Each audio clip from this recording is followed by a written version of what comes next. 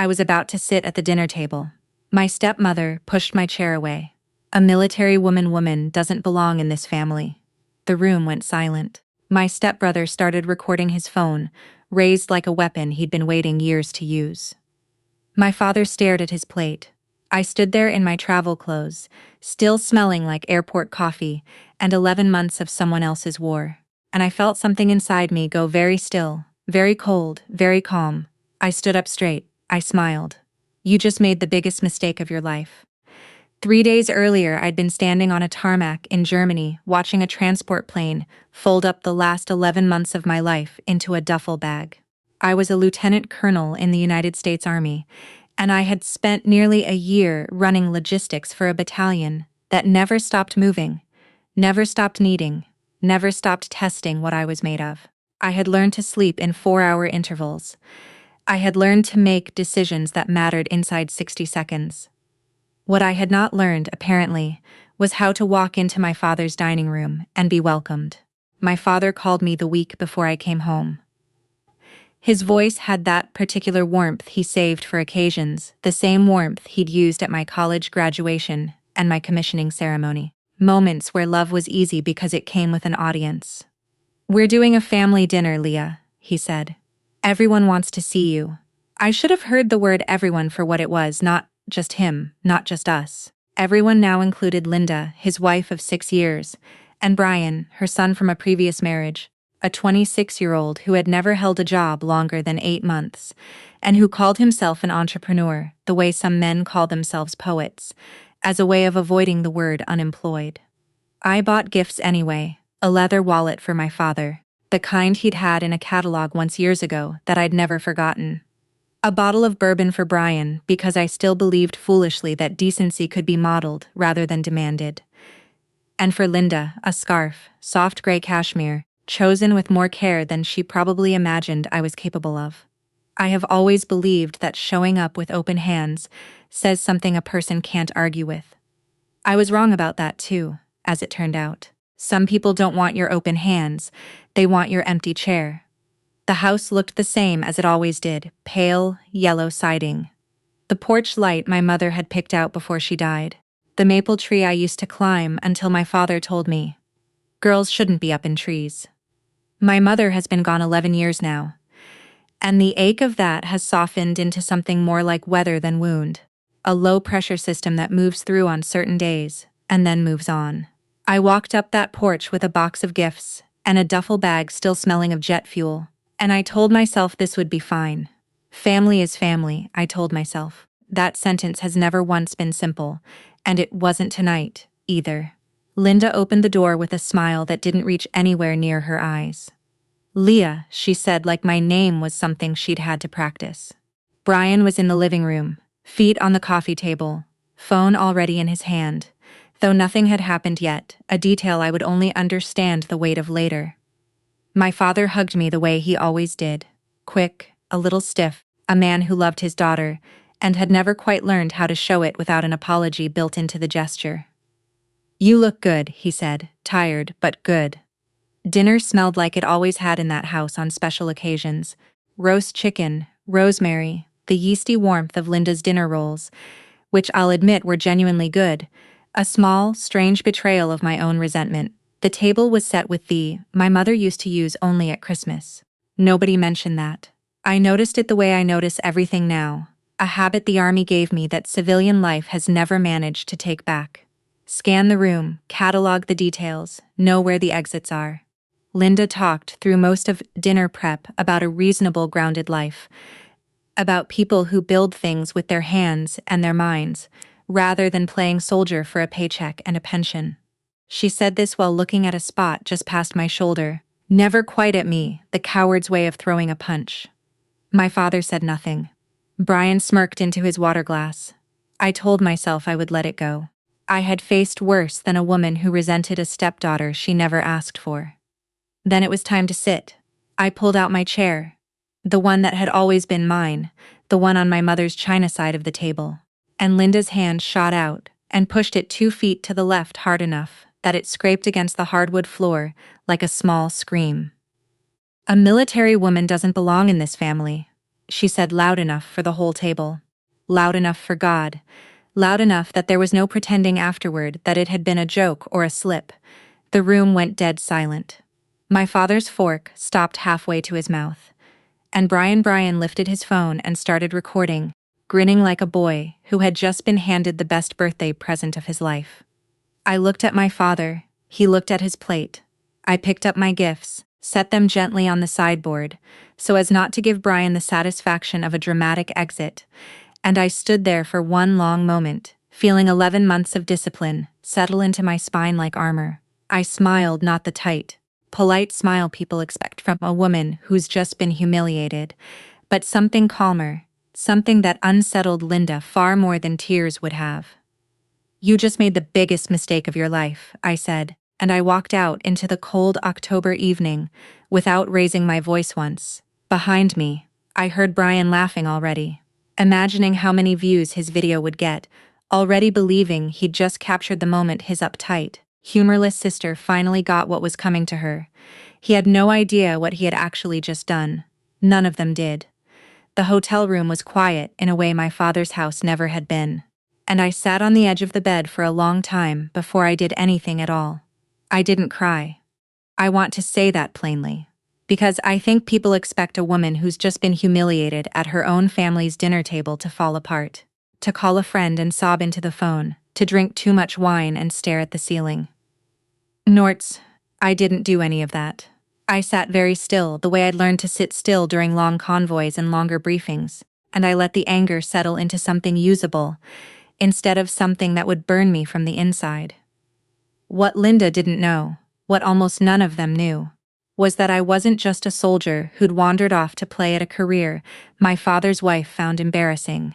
My mother, before she died, had built something. She'd been sharp about money in a way people underestimated, because she wore cardigans and baked bread and never once raised her voice in an argument. She'd set aside investments over the years, quiet, patient, unglamorous. And when she passed, control of a good portion of that came to me, not in a lump sum I could spend on something foolish, but structured, protected, tied up in a trust with conditions she'd written herself. Conditions I hadn't thought much about in years, because I'd never had reason to. I never told my father the details, partly because grief made money feel obscene to talk about in the months after she died, and partly because I watched him remarry within 2 years, and understood in the private way children understand their parents, without being told that he needed a version of the story where he'd moved on cleanly, where nothing from his first marriage still had a hand on his life. I let him have that story. I stepped back. I visited on holidays, sent cards, kept my distance the way you keep distance from a stove you already know is hot, and I told myself that was maturity rather than avoidance. Around midnight, my phone started buzzing. A friend from high school, someone I hadn't spoken to in over a year, sent me a link with 3 exclamation points and no other words. Brian had posted the video. He'd captioned it something like, "When your sister thinks the army makes her better than everyone else." Misspelled, predictably, the word everyone rendered as everyone, which under different circumstances I might have found almost funny. The video had already picked up a few thousand views by the time I watched it. My own face calm and unreadable in the dim light of my father's dining room, Linda's voice sharp and satisfied beside me. The comments split the way comments always do. Some people defended me, called Linda cruel, called Brian pathetic for filming his own sister's humiliation instead of standing up. Others took Linda's side, said something about entitled veterans, said the military wasn't a personality, said a dozen small ugly things that would have stung more if I hadn't spent a career being underestimated by people who had never once had to make a decision that mattered. I didn't respond to any of it. I didn't share it, didn't defend myself, didn't post some tearful video of my own explaining my side. I turned my phone face down on the nightstand and let it happen without me. That restraint wasn't performance. It was strategy, though I didn't fully understand my own strategy yet. I only knew with the certainty of someone who has learned not to move until she understands the terrain that reacting now would cost me more than waiting would. The call from my lawyer came the next morning earlier, then seen his voice careful in the way lawyers get when they're about to hand you something heavier than small talk. His name was Walter Greaves, a quiet, precise man who had managed my mother's estate since before I'd finished my first deployment. And in 6 years, he had never once called me without warning. "Lee," he said, "we need to talk about the house." I sat up straighter, coffee forgotten. He explained it slowly. The way you explain something to a person you suspect is about to be blindsided.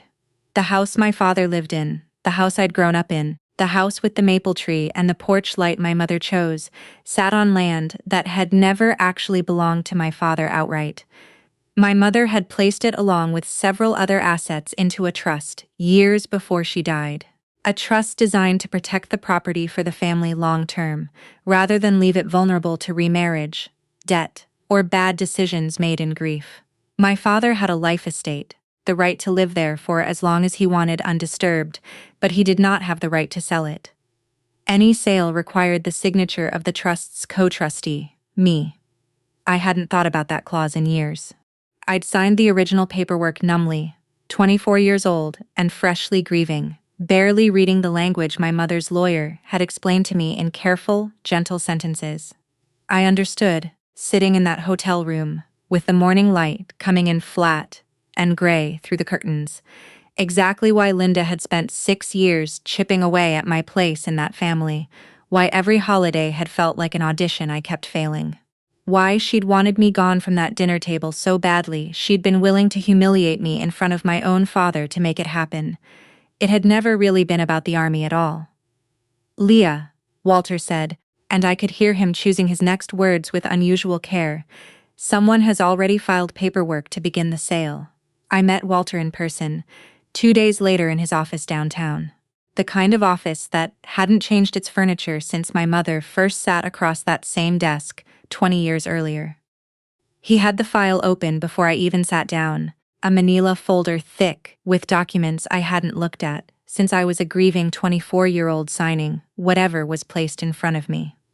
"I want to walk you through exactly what's happening," he said, "before you decide anything." I appreciated that about Walter. He had never once tried to tell me how to feel about my own family. He only ever told me the truth and let me arrive at my own conclusions. The picture he laid out was uglier than I expected, though. By then, I don't know why I expected anything else. Linda had been quietly pushing my father towards selling the house for the better part of a year, framing it always as practicality. The place was too big for 2 people, the taxes kept climbing. Wouldn't it be nice to downsize somewhere warmer, somewhere easier?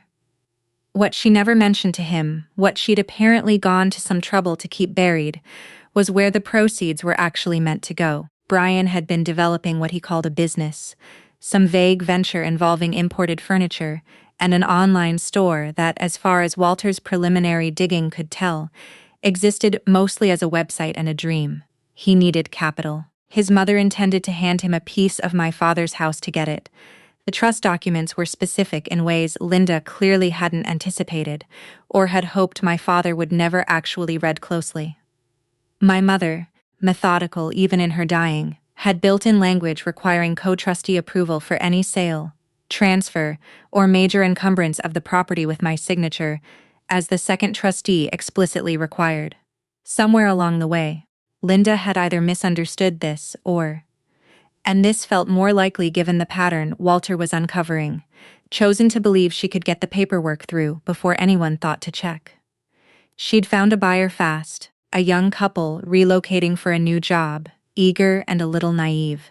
Exactly snorts the kind of buyers who wouldn't ask too many questions about trustee structures if the price was right and the timeline was tight. Brian, for his part, seemed to have no idea any of this was remotely complicated. He posted about it the way he posted about everything, with more confidence than information. A photo of a gated community, 2 towns over captioned something about new beginnings and finally getting what we deserve. A story about test driving a car he clearly couldn't afford yet, tagged with a location at a dealership showroom. He believed, with the total certainty of a man who had never once had to earn anything, the slow way that he was about to be handed enough money to finally become the person he'd always told people he already was. I sat with all of this for a long moment, watching dust drift through the light from Walter's window, and I felt the old army instinct take over the part of me that had learned in convoys and command posts that the worst thing you can do with incomplete intelligence is act on it too early. The sale is void without my signature, I said. It wasn't a question. Walter nodded. Completely void. No court in the state would uphold a transfer that bypasses a named co-trustee, especially not one this clearly documented. Then I'm not going to stop it, I said. Walter looked at me for a long moment, the kind of look a careful man gives you when he suspects you're about to do something either very smart or very reckless, and hasn't yet decided which. You want to let it proceed? I want to let it get as far as the closing table, I said. I want them standing there, believing it's done before anyone tells them otherwise. I won't pretend that decision came from a place of pure discipline. Some part of it was anger, an old cold anger that had been sitting in me since a chair scraped against hardwood in front of my own father's silence. But most of it, if I'm honest, was something closer to justice than revenge. A need for the truth to arrive in a room where everyone could see it plainly, rather than in a private phone call. Linda could spin, minimize, or twist into another story about how unreasonable I was being. I had spent 6 years watching her control every narrative in that family, with quiet, patient persistence. I wasn't interested in fire and whispers. I wanted daylight. I didn't warn my father. That was the hardest part, harder than staying silent through dinner. Harder than watching Brian's video rack up comments I refused to read past the first few lines. My father was still in his heart a decent man who had simply never learned how to stand up to the people closest to him. Not to my mother when she was alive, and pushing him toward better choices, and not to Linda now. Warning him meant trusting. He could hold the secret, and some instinct, some old wound told me he couldn't. So I did the only thing that felt honest under the circumstances. I waited. 3 weeks passed in a strange, watchful quiet. I went back to work. Caught up on medical appointments the Army required, saw a few old friends who asked careful questions about the video, and accepted my vague answers without pushing. Meanwhile, Walter kept me updated in short, precise phone calls. The buyers had made an offer. The offer had been accepted. Inspections were scheduled, then completed. And then, on a Tuesday afternoon in late November, Walter called with the detail that told me the end was closer than I'd thought. They've got us a purchase agreement, he said. The just put down a deposit, $320,000 held in escrow. He paused. Closing is set for 2 weeks from Friday. The law office, where the closing was scheduled, sat on the 14th floor of a glass building downtown. The kind of place with a view meant to make people feel like they were making an important decision. Which in this case, they very much were, whether they understood that yet or not. I arrived 20 minutes early, dressed not in uniform but in a simple charcoal suit, my hair pulled back the way I wore it for formal briefings. My expression I hoped unreadable. Walter met me in the hallway outside his face, composed, but his eyes carrying the particular energy of a man who has spent 3 weeks quietly building toward a moment he believes in. You don't have to do this the dramatic way, he said, not for the first time. I can simply block the filing before anyone gets in the room. I know, I said, but they need to see it happen, all of them. He didn't argue further. I think by then he understood something about me that even I hadn't fully articulated yet, that this was never only about stopping a fraudulent sale. It was about a family that had spent years underestimating me, dismissing 11 months of my life, spent commanding logistics for hundreds of soldiers as playing at a career, and I needed them to understand in a room, with witnesses, exactly how much they had misjudged. I waited in a small side office while the closing began, watching through a gap in the door. Linda arrived first, dressed the way she dressed for church or funerals. Something structured and expensive. Her chin lifted with the particular confidence of a woman who believes she has already won. Brian trailed behind her phone, raised, narrating for an audience that had grown considerably since his last video went semi-viral. "We're here," he said into the camera, grinning. "Closing on the house today, guys. Big day for the family." He had no idea how correct that sentence was about to become.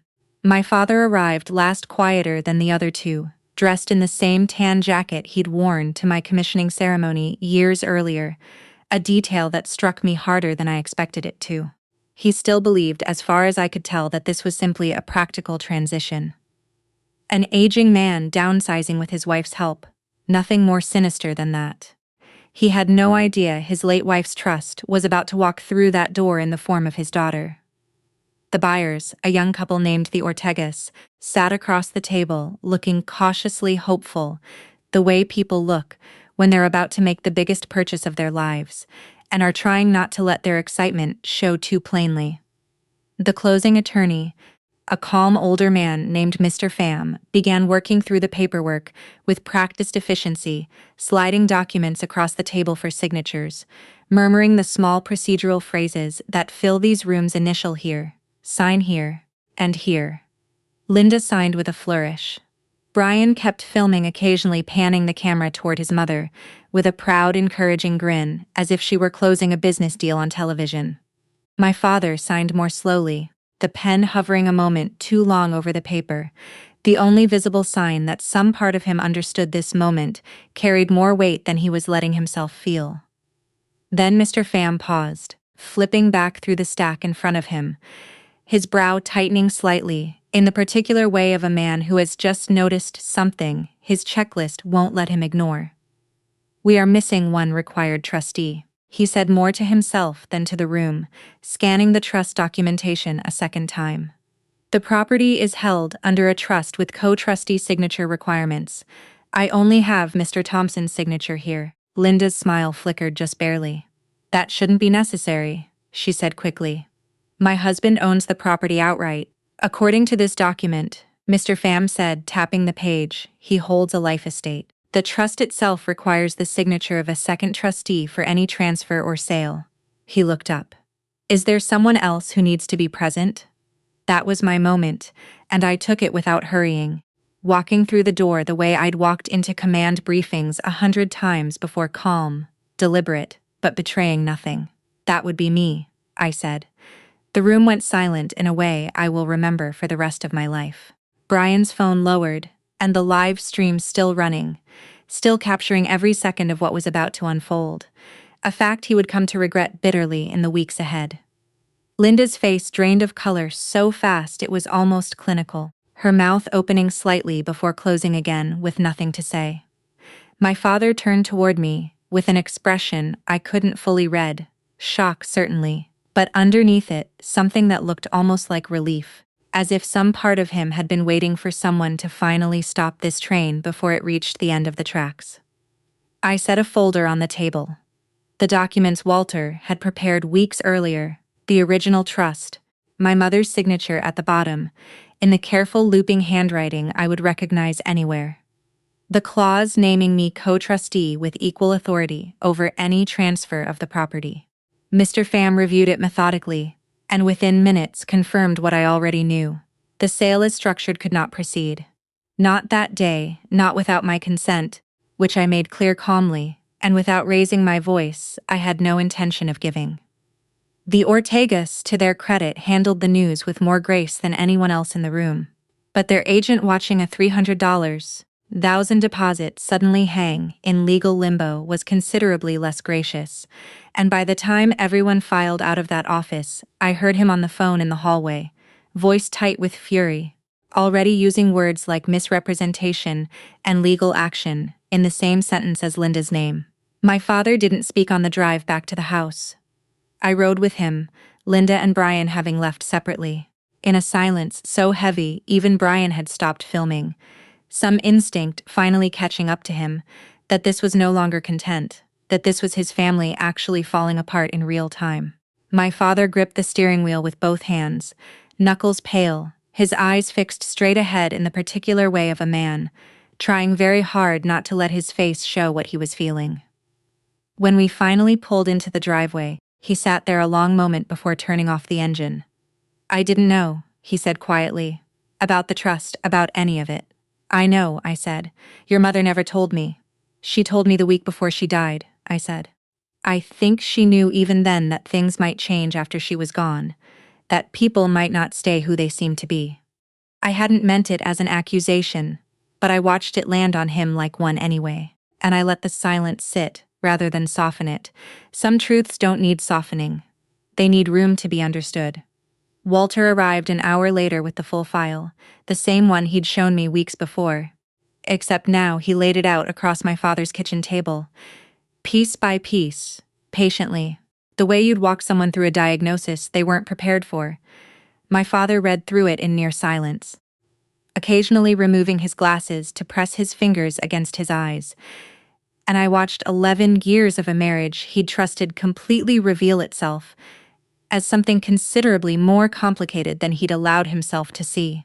There were emails Linda had exchanged with a real estate agent nearly a year earlier, long before she'd ever mentioned downsizing to my father, discussing the property's value and potential buyers, with a specificity that made clear this had never been a spontaneous idea born of practical concerns. There were text messages between Linda and Brian, screenshots the young couple's own agent had actually forwarded to Walter once the deal collapsed and questions started flying about.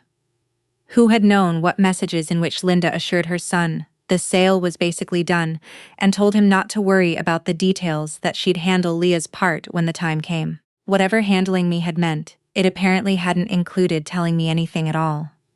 Worse, buried near the bottom of the file, was something Walter had only uncovered in the final days before closing a document, purporting to be an old amendment to the trust, supposedly signed by my mother years before her death, granting my father expanded authority to sell the property without co-trustee approval under certain conditions.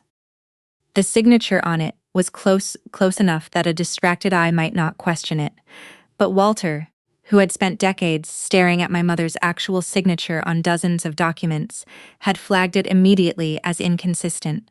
The pressure wrong, the loop of the L, slightly too controlled, too deliberate, the kind of forgery that comes from someone practicing in private, rather than signing in the natural rush of a real life. He'd sent it quietly to a document examiner, the week before, closing less as an accusation and more as due diligence, and the results had come back only that morning before we'd even walked into the closing room. Forged. Not with total certainty in every technical sense, the examiner had noted, but with enough confidence that no attorney or court would treat it as authentic. My father set the papers down and looked at them for a long time without speaking. Then he looked at me. "Did you know about this one before today?" "Walter told me an hour before we walked in," I said. I didn't want to believe it either. Brian showed up at the house that evening uninvited, his face carrying an expression I hadn't seen on him before. Not the smug confidence of the dinner table video, not the eager grin of his live streams, but something closer to fear. He'd apparently spent the afternoon on the phone with his mother, and whatever she'd told him hadn't matched what he was now hearing from my father in the kitchen. Mom said the trust thing was a formality. He said to no one in particular. She said it was basically already handled. It wasn't a formality, my father said, and his voice had a firmness in it I hadn't heard directed at Linda or Brian in years. "It was fraud, Brian. Someone forged your grandmother's signature." I watched something shift in Brian's face, then watched 26 years of unquestioning loyalty to his mother crack under the specific, undeniable weight of a forged document sitting on a kitchen table. He didn't defend her. He didn't say another word, actually. Just sat down heavily in one of the kitchen chairs and stared at his hands, and for the first time since I'd known him, I felt something closer to pity than contempt. Linda arrived 20 minutes later, still in her closing day clothes, her composure noticeably thinner than it had been that morning. My father met her at the door before she could even step inside, and I heard his voice through the screen, low and controlled in a way that told me exactly how much restraint it was costing him. "Pack a bag tonight," he said. "I want you out by morning. The internet has a long memory when it wants one." And within days of the closing collapsing, someone connected the dots between Brian's original dinner table video and the growing rumors about a forged trust document circulating in local real estate circles. Someone had recognized my father's street in the background of one of Brian's live streams. Someone else had put together a timeline. And before long, the old clip, the one where Linda shoved my chair aside and told me a military woman didn't belong in this family, was resurfacing with a very different caption attached to it. This time, people weren't just commenting on a stepmother's cruelty. They were connecting it to a woman who had apparently tried to defraud her own husband and stepdaughter out of a house that had never fully belonged to her.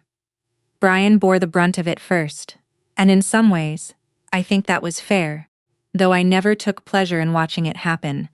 The comments on his original video, the ones that had once been split fairly evenly between people defending him and people criticizing him, tilted hard and fast in one direction once the fuller story emerged.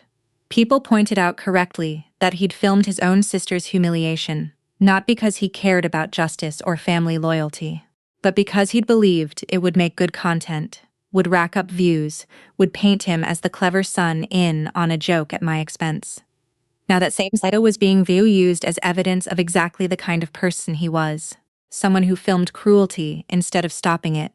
The financial fallout hit him even harder than the public embarrassment. The Ortega's agent, furious at watching a $300,000 deposit tied up in legal limbo because of what he was now calling accurately a fraudulent transaction, filed a formal complaint against Linda with the State Real Estate Commission, and separately pursued a civil claim to recover damages and legal costs. Brian's furniture business, the one he'd been counting on funding through his mother's scheme, evaporated before it ever truly existed. No house sale meant no capital. No capital meant no inventory. No inventory meant the whole venture folded quietly, the website taken down within a week. The dream of a gated community 2 towns over reduced to a handful of screenshots. People online delighted in reposting with cruel new captions of their own. Linda hired a lawyer almost immediately, a sharp, expensive one from a firm 2 counties over, and I heard through Walter that her defense strategy leaned heavily on distancing herself from the forged document, insisting she'd had no direct knowledge it wasn't authentic, that she'd simply trusted an old family friend who'd helped locate the paperwork. Whether that was true or not, I honestly couldn't say with certainty, and some part of me suspected I never fully would. What I did know, from the document examiner's findings and the pattern of emails Walter had compiled, was that someone had gone to considerable trouble to make that signature convincing, and Linda had been the only person with a clear motive to want it to exist. My father called me 2 weeks after everything fell apart, his voice quieter than I'd heard it in years, and asked if I would come by the house. I drove over expecting another conversation about paperwork, about lawyers, about the mechanical business of untangling a marriage from a fraud investigation. Instead, I found him sitting alone at the kitchen table, the same table where we'd once eaten Sunday dinners as a family of 3, before Linda, before Brian, before any of it. He'd made coffee. He didn't drink his. "I keep thinking about that night," he said, not looking up. "The dinner." I didn't say anything.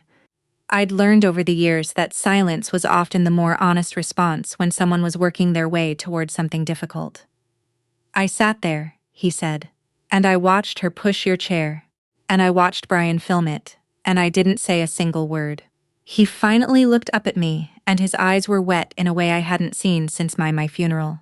I told myself I was keeping the peace. That's what I told myself, that I was just trying to keep things calm. But I wasn't keeping the peace, Leah. I was choosing her comfort over your dignity. And I've had 11 months to figure out how to say that to you. And I still don't know how. I sat down across from him, the coffee between us going cold, and I thought about 11 months in Germany, about all the versions of strength the army had taught me: how to hold a room, how to make a hard call, how to stand perfectly still while someone underestimated me, and let that underestimate become their mistake instead of mine. None of that training had prepared me for this particular moment. My father's voice cracking over a cold cup of coffee, finally saying the thing I'd needed to hear for 6 years. The thing that hurt the most wasn't what she said. I told him, my voice steadier than I expected it to be. It was your silence. I could have handled her. I've handled worse than Linda Thompson. What I couldn't handle was watching my own father look at his plate instead of looking at me. He didn't try to defend himself after that. He just put his face in his hands And for the first time in my entire adult life, I watched my father cry. Not the careful, controlled tears of a funeral, but something raw, something that had clearly been sitting in him for a long time, waiting for someone to finally give him permission to let it out. I had every legal right to remove my father from that house.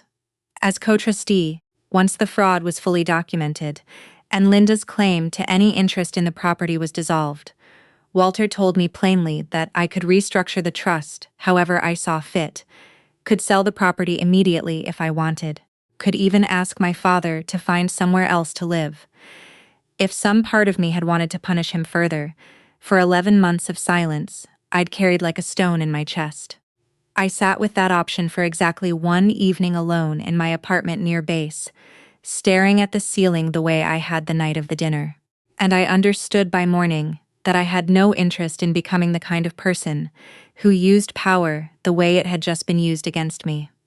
I called Walter the next day and asked him to draft an amendment instead. My father would retain his life estate undisturbed for as long as he wanted to live in that house. The porch light my mother had chosen still burning every evening, the maple tree still standing in the side yard, whatever piece remained for him still intact. But I added something new, something my mother, I think, would have approved of even more than the original trust. Upon my father's passing, the house would be sold, and the full proceeds would fund a scholarship for the children of service members killed in the line of duty. A small, permanent thing built out of a story that could have ended in nothing but bitterness. My father cried again when I told him, though more quietly this time, more like relief than grief. "You didn't have to do that," he said, "after everything." "I know," I said. "That's why I did it." Brian came to see me about a month later, driving out to the small town near my base in a car considerably less impressive than the one he'd been test driving in his old posts. He looked different, thinner, somehow quieter.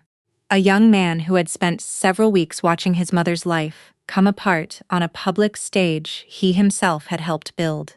He apologized, and I believed him mostly because the apology came without any request attached to it.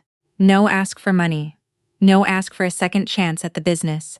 Just a plain halting admission that he'd been cruel and careless, and that he understood now exactly what he'd cost people, including himself.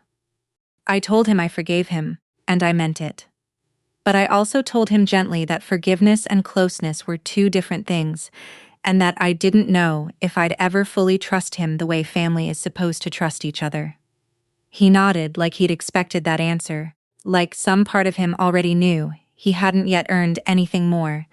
Linda's case moved through the system slower than any of us expected, the way these things often do. The real estate commission suspended proceedings pending the outcome of the forgery investigation, and the Ortega's civil suit against her dragged into the following spring, ending, eventually in a settlement that cost her far more than the profit she'd been chasing. I heard secondhand that she'd moved to a small apartment 2 towns over, that she and my father finalized their divorce quietly without the dramatics that had defined so much of their marriage's final year. I never spoke to her again after that night at the closing table, and I've made peace with the fact that I probably never will. I went back to my unit that spring, back to the particular rhythm of a life spent in service to something larger than my own family drama. And I found myself thinking more than once about the strange shape justice had taken in this story. I hadn't sued anyone out of spite. I hadn't posted my own video, hadn't fought Linda's cruelty with cruelty of my own, hadn't given Brian the satisfaction of watching me lash out the way his video had clearly hoped I would. I had simply waited quietly for the truth to walk into a room on its own and let it stand there in front of everyone until there was nothing left to argue about. The morning I drove back to base, my father walked me out to my car, the way he used to. When I first left for basic training all those years ago, standing in the driveway, with his hands in his pockets, watching me load the last of my things into the trunk. "Your mother would be proud of you," he said, and his voice didn't crack this time, steady in a way it hadn't been in months. I looked back at the house one last time. The yellow siding, the porch light, the maple tree with its branches bare and waiting for spring. And I felt something settle in me that I hadn't felt in a long time. something that wasn't quite peace and wasn't quite triumph, but sat somewhere honest between the two. I had lost a stepmother I never wanted, and a stepbrother I might never fully trust again. But I had gotten something back that mattered more. A father who finally understood what his silence had cost, and the quiet certainty that some inheritances aren't about money or houses at all. They're about who chooses in the end to stand up for you when it matters, and who simply looks down at their plate. If this story moved you, I'd love to hear where it landed with you. Have you ever had to wait quietly for the truth to speak for itself? Tell me in the comments. I read everyone, and I'm always amazed by how many of you carry stories just like this one. We share stories like Leah's every single day here. Real, raw, and full of the kind of justice that doesn't always come fast, but always comes fair. If you want to keep walking these journeys with me, hit subscribe so you never miss the next one. I'll see you in the next story. The snow hadn't stopped falling since noon, and neither had my father's voice. If you can't respect your brother in this house, then take your daughter and go. Those words landed harder than anything I'd faced in 18 years of service. Harder than mortar fire. Harder than the day I identified my husband's personal effects in a windowless room at Dover. I stood there in my dress uniform, my daughter's small hand gripping mine, watching my father throw my duffel bags into the snow like they were garbage. I didn't cry. I'd learned a long time ago that some battles you don't fight with your voice, you fight them with your silence, and you win them later. I'd been counting down to this leave for 4 months. 4 months of sleeping in 14-hour shifts. 4 months of freeze-dried meals and radio attic. 4 months of missing Emma's 8th birthday because I was 3,000 meters away, making sure other people's daughters still had a mother to come home to. When my co finally signed off on Christmas leave, I felt something in my chest loosen for the first time since summer. I called my mother that same night, my voice cracking a little when I said, "We're coming home for Christmas," she cried. I let myself believe that meant something. I packed carefully, not just uniforms and civilian clothes, but gifts I'd spent weeks choosing. A leather-bound journal for my father, the kind he used to keep before arthritis took his handwriting from him. A cashmere scarf for my mother. The deep red she always said she loved but never bought for herself. Books and art supplies for my brother's kids, who I hadn't seen grow an inch in 3 years, because deployments don't wait for family. And tucked into the inside pocket of my coat, a check made out to my parents for the roof repair they'd been putting off since spring money I'd been setting aside from every paycheck for the last year. Never mentioning it, never asking for credit. Emma sat beside me on the flight home, drawing snowmen on the fogged-up window, asking me every 20 minutes if Grandma's house would have a real fireplace. I told her yes. I told her it would be the best Christmas we'd had in years. I believed it when I said it. My family has never understood what I do. To them, the army was always something lesser. Not a calling, not a sacrifice, just a strange detour I'd taken instead of settling down properly. My brother Jason built his identity on being the successful one. Even though he hadn't held a steady job in almost 6 years and still lived off our parents' goodwill in the house he grew up in, he had opinions about everything and responsibility for nothing. I used to hope that would change. By that Christmas, I'd stopped hoping. I'd just stopped mentioning it. Dinner started well enough. The table was set with my mother's good china, the one that only came out twice a year. Emma sat between my parents, glowing under their attention, and for 20 minutes I let myself relax into something close to peace. Then Jason opened his second beer and started in. "So, how's the army treating you, Abby? Still playing soldier?" He smiled like it was a joke between friends, not an insult wrapped in sugar. I said nothing, just pass the potatoes. He kept going. "Must be nice ditching your kid for months at a time and calling it patriotism." My mother's fork paused halfway to her mouth. My father said nothing. I looked at Emma, who had gone very quiet, very small in her chair, and I felt something old and tired settle over me. The exhaustion of defending a life I never should have had to defend at my own family's table. "I'm not ditching her," I said quietly. "I'm serving my country. There's a difference." Jason laughed short and mean. "Sure, meanwhile, your kid's growing up without a dad and barely sees her mom. Real hero move." I felt my jaw tighten, but I held it. 8 years of losing Marcus had taught me how to carry grief without letting it show on my face in public. I could carry this too. I told myself I just had to get through dinner. For Emma. For the fragile idea of family I still wanted to believe in. Then Jason reached for the wine bottle, and in one deliberate motion, he tipped it toward the chair beside him, toward my duffel bag, still packed with my dress uniform for the drive back. Red wine bled across the canvas, soaking into the fabric, dripping onto my mother's hardwood floor. He smirked at me like he'd won something. I stood up. I didn't raise my voice. I simply said that was uncalled for. That was when my father rose from his chair, red-faced, furious. Not at Jason, but at me. "You've been sitting there with that attitude all night," he snapped. "If you can't respect your brother in this house, then take your daughter and go." The room went silent. My mother didn't move. Jason didn't say a word in my defense. My father walked to the front door, threw it open, and one by one hauled my bags out into the snow-covered yard, tossing them like they meant nothing, like 18 years of service, of sacrifice, of showing up for people who never showed up for me, weighed less than his pride. In that moment, Emma started crying, confused and frightened, asking why Grandpa was so angry. I didn't answer her. I couldn't, not without my voice breaking. I walked outside into the cold, knelt down in the snow, and gathered my bags one by one, the wine-soaked duffel, heaviest of all. Then I took my daughter's hand, and without looking back at the house, or the family standing frozen in the doorway, I walked us both to the car. Behind me, the door closed. Ahead of me, the road was dark, and the snow was falling harder. I didn't know yet that in less than 12 hours the whole country would know my name, and my family would finally understand exactly who they had thrown out into the cold. The motel sign buzzed pink and blue against the snow, half its letters burned out, so it read only hotel vacancy. It wasn't much, but it was warm, and warm was all I needed after the night we'd had. I checked us into a room at the end of the row, away from the highway noise, and Emma sat on the edge of the bed, still in her good Christmas dress, her small shoulders shaking with the kind of crying that comes after a child has held it in for too long. I sat beside her and pulled her into my lap, even though at 8 she insisted she was too big for that most days. Tonight, she let me. I smoothed her hair back from her face and waited for her breathing to slow before she finally spoke. "Mom, does Grandpa hate you?" The question hit somewhere deep, somewhere I usually kept armored.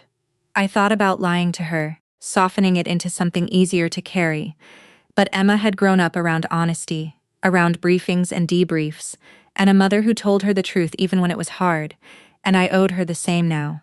"No, baby, he doesn't hate me. He's just angry. And sometimes angry people say and do things that hurt the people they love most." I didn't fully believe my own words, but I needed her to believe them at least tonight. She nodded slowly, wiped her nose on her sleeve, and asked if we could still have Christmas, just the two of us. I told her we would. I promised her hot chocolate from the vending machine and a movie on the ancient motel TV, and for a little while, we found something like peace in that small rented room, wrapped in blankets that smelled like bleach and cheap detergent, the heater rattling in the corner like an old friend. She fell asleep around 9, curled against my side, one hand still fisted in the fabric of my sleeve, like she was afraid I might disappear too. I lay there in the dark for a long time, staring at the water-stained ceiling, running through the night's events like an after-action report. I cataloged it clinically, the way I'd been trained to catalog chaos. Jason's comments, my father's fury, the wine on my uniform, the snow on my duffel bags, because if I let myself feel it instead of file it, I wasn't sure what would happen.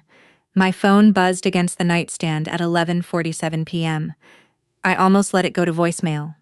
I almost told myself that whatever it was could wait until morning, that I had earned one night without duty pulling at me. But 18 years of service doesn't let you ignore a call at that hour. "Not really." I answered on the second ring, keeping my voice low so I wouldn't wake Emma. It was my XO, and his voice had the particular tightness that meant something had already gone wrong and was still going wrong. A National Guard helicopter, running a night training exercise near the mountains, had gone down in white-out conditions. 2 crew members were confirmed alive, but injured coordinates were unstable, and weather was worsening by the hour. They needed someone experienced in mountain rescue coordination, someone who had run joint operations before, someone who could stand in the middle of chaos and make it make sense. They needed me. I didn't hesitate, not because I didn't feel the pull of the sleeping child beside me, but because I'd built my entire adult life around a simple truth: when people are trapped in the dark and the cold, waiting for someone to come find them, you do not let personal circumstances stand between you and getting to them. I'd lost Marcus to a mission that went wrong in ways no one could have prevented. I was not going to lose 2 more soldiers to a night I could have helped fix. I woke Emma, gently explained, as simply as I could, that Mommy had to go help some people who were in trouble the same way I always had, and watched her nod with the strange, practiced maturity of a military kid who understood duty before she understood most things. I made calls in the parking lot while she got dressed, arranging for her to stay with the Ramirez family, old friends from my previous posting, people I trusted with her life without question, people who'd taken her in on short notice more than once before. I drove her there myself through the snow, the roads nearly empty, my headlights the only light for long stretches of highway. At their door, Emma hugged me tight around the neck and whispered, "Go help them, Mom, I'll be okay." Something in my chest cracked open at that. My daughter, 8 years old, comforting me on my way out the door to save strangers' lives. I changed into fresh uniform in the car, the wine-stained one left behind in the motel room, and drove straight to the staging area, where a task force was already assembling under floodlights and falling snow. No one there knew about the dinner. No one there knew my father had thrown my bags into a snowbank 6 hours earlier. Out there, none of that mattered. Out there, I was only Lieutenant Colonel Turner, and there were 2 soldiers on a mountainside who needed someone to bring them home. I climbed into the command vehicle, pulled up the terrain maps, and got to work. Whatever my family thought of me, whatever they believed about who I was and what my service meant, none of it changed what I had to do next. Somewhere on that mountain, in that whiteout, people were waiting. I wasn't going to let them wait long. By 4 a.m., the command post was a controlled storm of activity radios, crackling headlamps, cutting through the dark snow chains, being fitted onto trucks that would carry rescue teams as far up the mountain as the roads allowed. I hadn't slept, hadn't eaten, hadn't thought about anything except grid coordinates and wind speeds, and the 2 names on the manifest that mattered more than anything else in the world right now. Corporal Diaz and Specialist Whitfield, 23 and 26 years old, both with families waiting by phone somewhere, just like mine had been hours before. I'd run enough operations to know the difference between organized chaos and real danger. And this was real danger. Visibility was under 50 feet in places. Temperatures were dropping into the single digits. The terrain was unforgiving, even in daylight, let alone in a whiteout with 2 injured soldiers unable to move far from the wreckage. I made the calls that needed making, splitting teams, coordinating with the National Guard's aviation unit for a weather window, keeping constant contact with Diaz, who was conscious and terrified, and doing an admirable job, keeping his voice steady over a radio that kept cutting in and out. Somewhere around dawn, a local news van showed up at the perimeter of the staging area, drawn by scanner traffic about a downed aircraft. I barely registered it. I had a job to do, and reporters were the least of my concerns. I stood at the hood of the command vehicle, in my cold weather gear, breath fogging in the air, directing teams up the ridgeline, while a cameraman I never even looked at captured every minute of it from a distance. I didn't know until much later that the footage had gone out live on the local morning broadcast. A woman in army fatigues, standing calm and unshaken in the middle of a blizzard, calling out coordinates with the kind of authority that made grown men move without question. I didn't know that a producer at the affiliate station, hungry for a Christmas morning story with heart, had pulled my name off a public affairs release and put it on screen in bold white letters. I didn't know that within 2 hours, a national network had picked up the footage, because rescue stories on Christmas morning are exactly the kind of thing that makes people stop scrolling and start watching. I was 300 meters away, kneeling in the snow beside Specialist Whitfield's stretcher, checking a splint one of my medics had set when all of that was happening. I had no idea my face was on television screens across the country. I had no idea that in a warm, quiet living room decorated with the same ornaments I'd hung as a child, my family was staring at that same screen in stunned silence. My mother told me later that she'd turned on the news out of habit, some Christmas morning ritual older than any of us, expecting nothing but weather and parade coverage. Instead, she saw me, filthy, frostbitten at the edges, unmistakably in command, my name displayed beneath the footage, in letters too large to argue with Lieutenant Colonel Abigail Turner, U.S. Army leading rescue operation. She said. My father set down his coffee cup so hard it cracked the saucer. Jason apparently said nothing at all for almost a full minute, which for a man who always had something to say, was its own kind of confession. My mother told me his exact words, once he found his voice again. That can't be the same Abby. As if the sister he'd mocked at the dinner table the night before couldn't possibly be the same woman commanding a mountainside rescue on national television. As if the two versions of me were so incompatible that his mind simply refused to hold them both at once. I don't know exactly what passed between my parents and my brother in that living room while I worked. I can only imagine it, the slow, sick recognition creeping over each of them as the anchor described my service, record, my rank, my role in coordinating what was quickly becoming a successful, high-profile rescue. I imagine my father's hand shaking. I imagine my mother crying, not from pride, exactly, not yet, but from the horrifying arithmetic of what they'd done the night before, to the woman now being called a hero on national television. By the time we brought both soldiers down off that mountain, alive, hypothermic, injured, but alive, my phones, still sitting untouched in the console of my truck, had already begun filling with missed calls.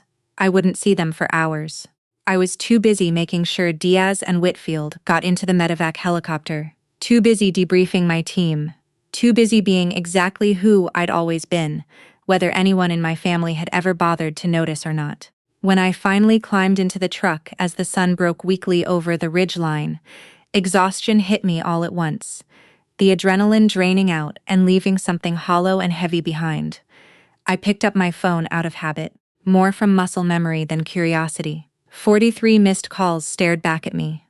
Every single one from my family. I didn't call back. Not yet. I drove instead toward the Ramirez house, toward my daughter, toward the only Christmas morning that actually mattered to me. Whatever was happening back at my parents' house, whatever they were feeling now, watching, realizing none of it changed what they'd already done. It just meant they finally understood who they'd done it to. I picked Emma up from the Ramirez house a little before noon, and the first thing she did was throw her arms around my neck and ask if the people on the mountain were okay. I told her, yes, all of them, and felt her whole body relax against mine. She didn't know yet that the rest of the world had spent the morning watching her mother on television. Neither did I, not fully. Not until I finally sat down in my truck. Emma buckled in beside me, eating a granola bar, and looked at my phone again. The missed calls had climbed past 50 by then. Voicemails I hadn't listened to. Texts stacking up faster than I could read them. My mother's messages moved from confused to frantic to something close to hysterical. Each one time-stamped closer to the last. Abby, call me. Abby, is that you on the news? Abby, please. I need to hear your voice. My father hadn't texted at all. He wasn't the type, but he'd called 11 times himself, which told me more than any message could have. I didn't answer right away, not out of spite, though I understood later why some people assumed that. I didn't answer because I was exhausted in a way that went beyond sleep, and because some part of me needed a few more hours where I was simply Emma's mother, driving toward a diner for pancakes before I became whatever I was about to become to the rest of my family. We ate breakfast at a little roadside place that was miraculously open on Christmas Day. Emma told me about the Ramirez kids, about the puzzle they'd finished at midnight, about how Mrs. Ramirez had let her stay up to watch the ball drop early because it's basically the same thing as New Year's. I listened, grateful for the ordinary rhythm of her voice, and let my phone sit face down on the table between us, It was Emma who finally noticed the television mounted above the counter. She tugged my sleeve and said, "Mom, look, it's you," with the same tone she might have used pointing out a cartoon character. I turned and there I was, replayed on a loop on the midday news, unmistakable in my gear, my voice audible over the anchor's commentary as I called out coordinates through the wind. The caption beneath read, "Hero Officer Leads Christmas Day Rescue." I felt strange watching myself like that, detached, almost the way you feel reviewing surveillance footage of someone who looks like you, but isn't quite you. Emma just grinned and said, "You look cool, Mom," which, more than anything else that day, made me laugh for the first time in over 24 hours. Back home, I would learn later the reaction had taken on a life of its own. My mother told me that the phone in their house hadn't stopped ringing since 9 that morning. Neighbors, church friends, my aunt in Ohio, people my parents hadn't spoken to in years, all calling to say they'd seen me on the news, all asking some version of the same question. Why didn't you tell us your daughter was a hero? My mother, by her own admission, had no answer for that. What could she say that they'd thrown their hero daughter's bags into the snow 12 hours earlier over a spilled glass of wine and a jealous son's wounded pride? Jason apparently tried at first to minimize it. My mother told me he'd sat on the couch with his arms crossed, muttering that I was probably just doing it for the cameras, that the timing was suspicious, that I'd always had a flair for making myself look good. But even as he said it, the phone kept ringing, and the segments kept airing. And by early afternoon, a Pentagon press briefing had specifically named my unit's actions in the mountain rescue, praising the coordination and speed that had brought 2 soldiers home alive on Christmas morning. There is a particular kind of silence that falls over a room when a lie a family has told itself for years finally becomes impossible to maintain. My mother described it to me later as the quietest their house had been in decades. Not peaceful, but suffocating thick, with the specific horror of realizing you have deeply misjudged someone you were supposed to know better than anyone. My father didn't say much, according to my mother. He mostly sat in his recliner, staring at the muted television replaying. She assumed every word he'd said to me the night before. "If you can't respect your brother in this house, then take your daughter and go." Those words must have sounded very different to him in the light of what the rest of the country now knew about the daughter he'd thrown out into the snow. By evening, my mother said even the pastor from their church had called, asking if the family wanted to be recognized during the Christmas service for having such a distinguished officer among them. She said, "My father took that call standing in the kitchen, and when he hung up, he didn't say a word. He just sat down at the table and put his head in his hands." I still hadn't called back.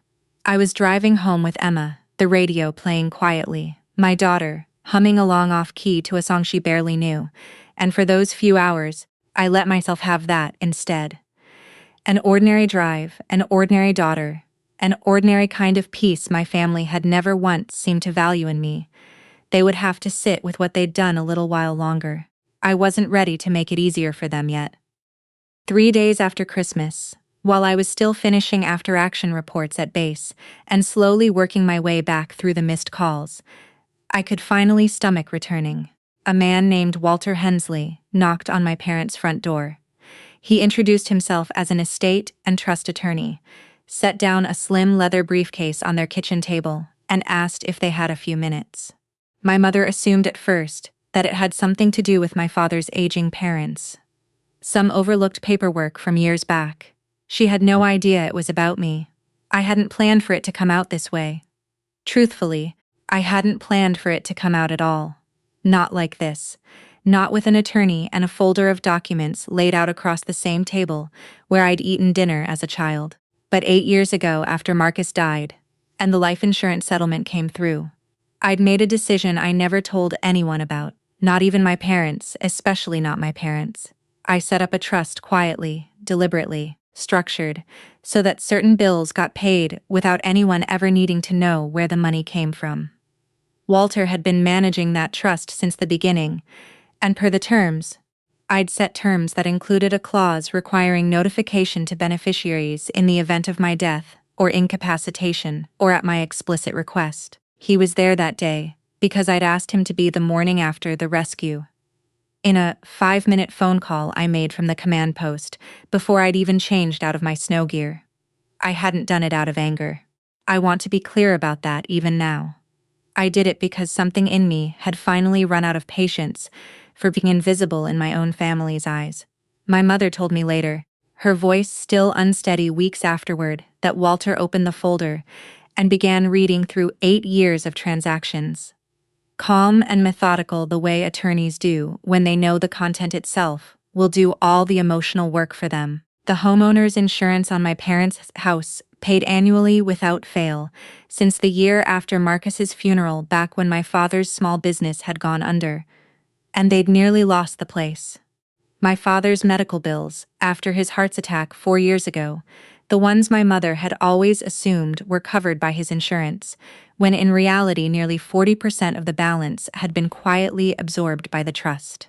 Private school tuition for both of Jason's children, paid every semester for the past 5 years, arranged so the checks came from an educational fund, with no name attached that anyone recognized. And perhaps most damning of all, a personal loan Jason had taken out 3 years ago, against the promise of paying it back within a year. A loan he never repaid and never once mentioned to our parents, and one I had quietly been covering the interest on ever since, so his credit wouldn't collapse and take the rest of the family down with it.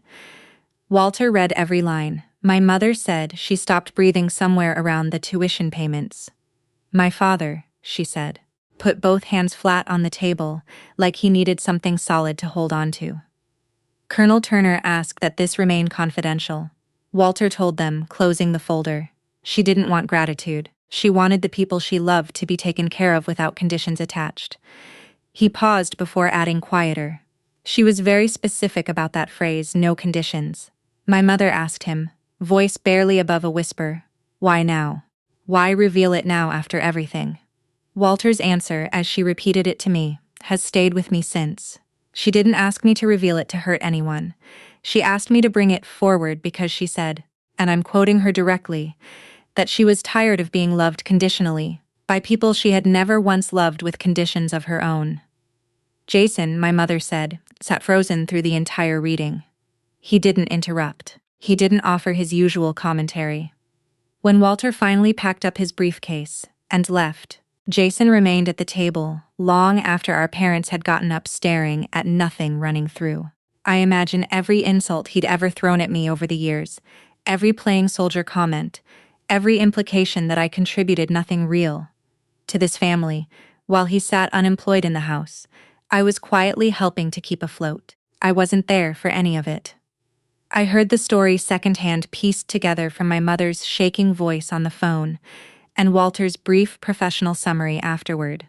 But I could picture it easily enough, the kitchen, where I'd once believed foolishly that presence and sacrifice would eventually be enough to earn plain respect. I didn't do any of it for a reckoning. I did it because it was right at the time to protect people I loved, even when they made it difficult to love them back. But now they knew, and knowing changes things. It always does. The real conversation, the one that mattered, was still ahead of us. I agreed to see them the second week of January, once my leave was formally extended, and the mountain rescue paperwork had finally cleared my desk. I chose neutral ground, a quiet conference room at the base's family services building. Not their house, not mine, nowhere either of us could claim as home turf. I brought Emma to a friend's for the afternoon. This wasn't a conversation for an 8-year-old to sit through. My mother arrived first, her eyes red-rimmed in a way that told me she'd been crying on and off for days. My father came in behind her, older somehow than he'd looked 2 weeks earlier, his shoulders carrying a weight I didn't remember seeing on him before.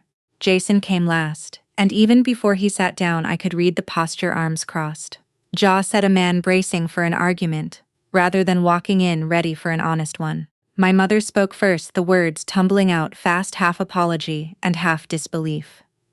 She said she hadn't slept properly since Christmas. She said she kept replaying that dinner in her head, wondering how they hadn't known, how they'd let it go on as long as it had. My father said less, but what he did say landed heavier. A quiet, broken admission that he'd spent 30 years measuring my worth by a yardstick that had never once applied to me, and that the yardstick had been wrong from the beginning. I listened to both of them without interrupting. I'd had 2 weeks to prepare for this moment, and I wasn't interested in scoring points off my parents' genuine grief. But then Jason spoke, and everything in the room shifted. "So what? You did all this just to make us feel guilty?" His voice had that same practiced condescension I'd been hearing my whole life. Only now it sounded thinner, more desperate, like a man trying to hold on to a version of events that had already collapsed around him. 8 years of secret payments, and now suddenly it all comes out right after Dad throws you out. Convenient timing, Abby. I felt my mother flinch beside him. My father said nothing, staring down at his hands. I didn't raise my voice. I'd learned a long time ago that volume was rarely the most effective weapon in a room like this.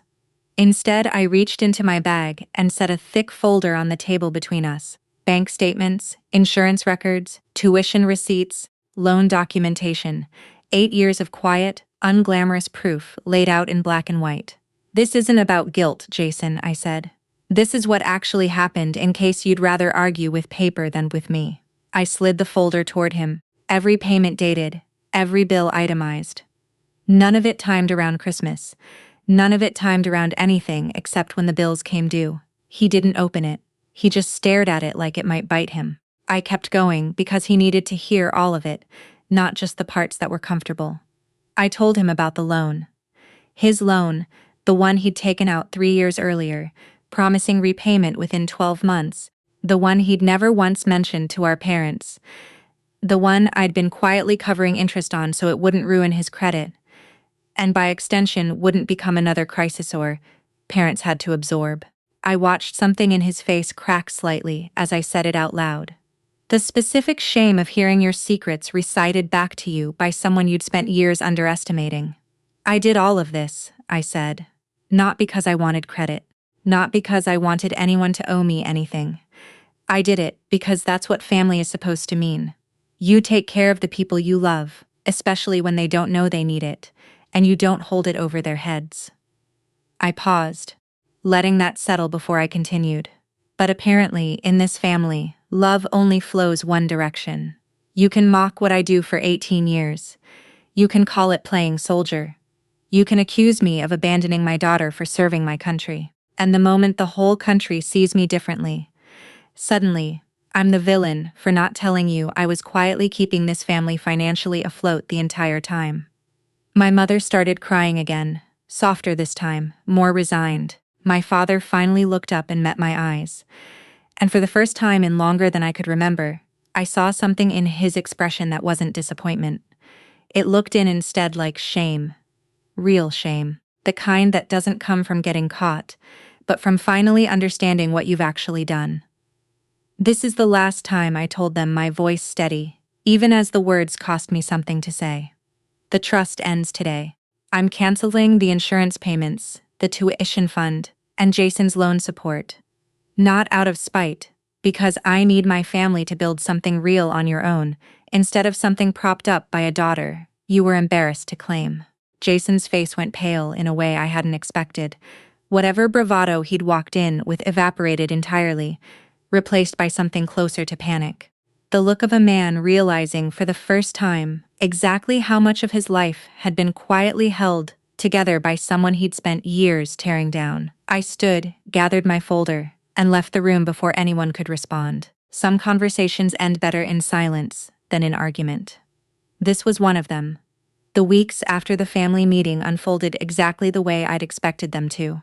Which is to say painfully, and without any of the drama Jason had probably imagined I wanted.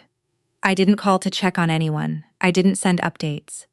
I simply lived my life, returned to my post, picked Emma up from school, and let the silence do what silence does best reveal. Exactly what had been holding a family together. Jason lost his car within 6 weeks without the quiet interest payments I'd been covering. His loan ballooned past what he could manage. And the bank came calling in ways that couldn't be ignored or explained away with charm. My mother told me about it in a voice that had lost its usual defensiveness on his behalf, not gloating, just tired like a woman, finally seeing her son clearly after years of choosing not to. He moved into a small apartment across town, the kind of place he used to make jokes about. The kind of place that used to be beneath the version of himself he performed at every family dinner. He didn't call me. I didn't expect him to. Some people need to hit the floor before they understand there was ever a ceiling holding them up. My mother called often those first few months, her voice threading between apology and quiet desperation. She asked more than once if I would consider coming back, not just to visit, but to let things go back to how they were. I understood what she meant, even if she never said it directly back to a version of family where I quietly gave, and no one quietly noticed. I told her gently but firmly that I loved her, and that love didn't mean pretending the last 18 years hadn't happened. It was my father who surprised me most. 3 months after the family meeting, he showed up unannounced at my house on a Saturday afternoon, standing on my porch, in his good coat, hands shoved deep in his pockets like he wasn't sure they belonged to him. He didn't ask to see me first. He asked if he could see Emma. I let him in. I watched from the kitchen doorway as he knelt down in my living room, at eye level with his granddaughter, and said words I never thought I'd hear from him. That he was sorry, that he'd been wrong. That the woman on television that Christmas morning was the same woman he should have been proud of every single day before that, not just the day the whole country told him to be. Emma, with the easy forgiveness of an 8-year-old, hugged him without hesitation. I watched my father cry for the first time in my adult life, his shoulders shaking silently over my daughter's small frame, and felt something in my own chest loosen that I hadn't realized I'd been holding so tightly for so long. I forgave him, not instantly, and not because his apology erased 12 years of feeling like the least important child in that house. I forgave him because carrying that particular weight forever wasn't a punishment for him. It was one for me, and I'd spent enough of my life carrying things that weren't mine to carry. But forgiveness, I've learned, doesn't require reconstruction. It doesn't mean handing someone the keys to hurt you the same way twice. I bought a house that spring, small and simple, with a yard big enough for Emma to build snowmen in next winter. I invited my parents to visit whenever they wanted, and they came carefully at first, then more naturally as the visits stopped feeling like negotiations and started feeling like what they should have been all along. My father learned to ask about my work instead of dismissing it. My mother learned to simply listen. It wasn't perfect, it never will be, but it was honest. And honest was more than I'd had in years. Jason and I never fully repaired things. Not in the way people hope for in stories like this. He reached out once months later, not quite an apology, more an acknowledgement that he'd been wrong about a lot of things. I accepted it for what it was. I didn't reopen the trust. Some doors once closed are meant to stay that way, not out of anger, but out of self-respect. The following Christmas, our tree stood in the corner of my new living room lights, catching in Emma's eyes as she hung the last ornament near the top. She turned to me at one point, thoughtful in the way children get when they're working through something bigger than they usually say out loud. "Mom," she asked, "are you still mad at Grandpa?" I thought about how to answer that honestly. "No, baby, I'm not mad at him anymore." I knelt down fires beside her, adjusting an ornament she'd hung slightly crooked. But forgiving someone doesn't mean going back to a place where they can hurt you the same way again. It just means you stop letting the hurt control you. She nodded slowly, the way she does when something settles into her the right way, then turned back to the tree, humming softly to herself. Outside, snow drifted quietly past the window, the kind of soft, steady snow that doesn't threaten anything, that just makes the world feel a little more still. For the first time in longer than I could remember, our home felt entirely peacefully ours. If this story moved you, I'd love to know where it found you tonight. Leave a comment below and let me know. Stories like Abigail's remind us that quiet strength often speaks louder than any argument ever could, and that real family isn't about who raises their voice the loudest, but who shows up again and again without needing to be asked. We share stories like this every single day. So, if it touched something in you, consider subscribing so you never miss the next one. Thank you for walking this journey with us. I'll see you in the next.